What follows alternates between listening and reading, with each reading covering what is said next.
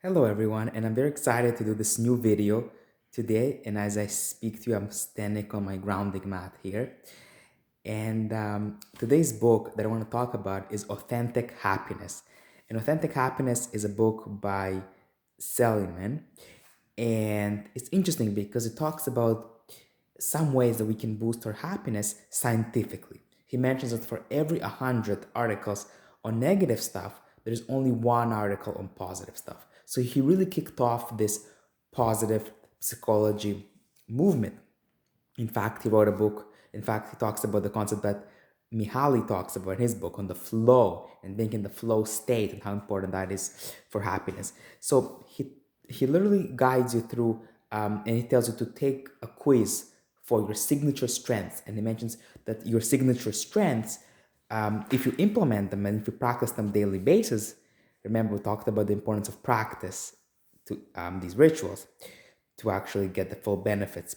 And so for me, for example, these include like vitality and zest, persistence, kindness, love for learning, self-control, and optimism. So essentially having positive thoughts, helping others, knowing my goals, being persistent in achieving them, and doing so with interest, as well as living with self-control and really not being reactive to things that are not relevant to my own goals, and really following through and living with clarity.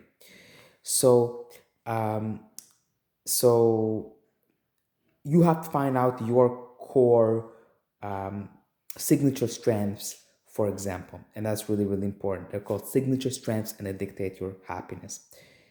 And they're literally virtues in action. You want to use these in life, and you actually want to implement them, and you want to actually try using them to serve something bigger than yourself. This was a big idea that we saw in previous books when we talked about, for example, 12 scientific ways on the how of happiness by Sonia, and of course, serving the world, serving something bigger than yourself. We saw this in the last video on happiness for no reason, right? This idea of serving something bigger than yourself is definitely extremely, extremely important.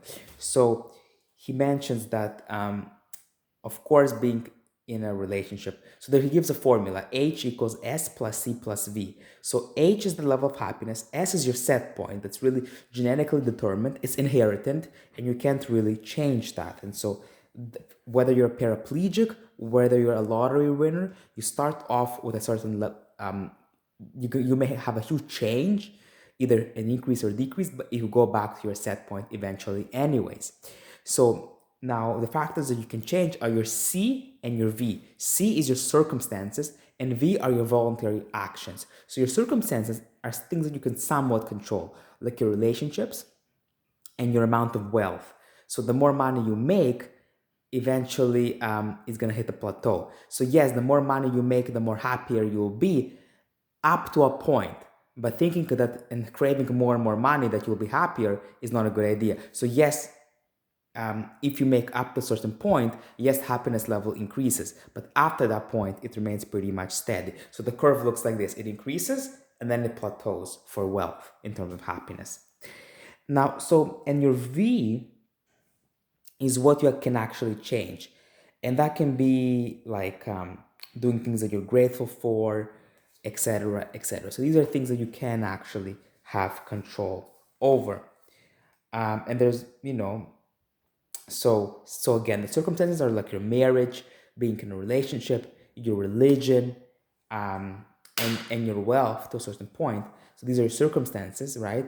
It's good to have a good relationship with your partner.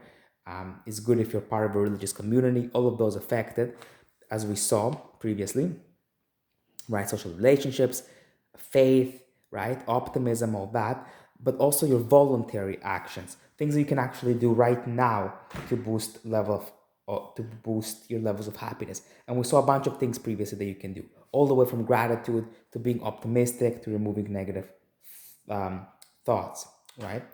And so, of course, I'm happier, being more positive is very important. It's going to give you also better health and make you live longer and make you more productive and just a better human being. So I think it's very important. And he mentions, and Salomon mentions something about our work, right? You can have a job, you can have a career, or you can have a calling.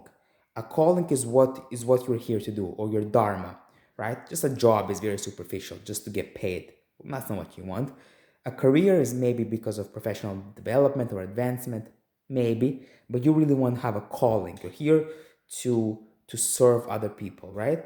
You're here to on a mission, right? Living with clarity. That's important. So again, circumstances can be things like marriage, um, right?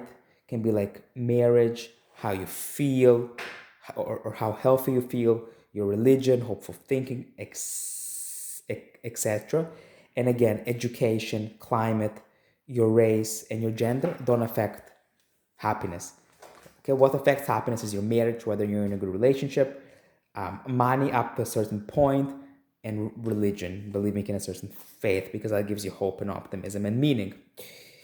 And so, what we should do is we should let go of our false beliefs about the past. So, these are a voluntary action, something you can do right now, avoiding rumination, avoiding negative thoughts, and really living in the present moment, right? While also setting goals for the future and living with clarity, right?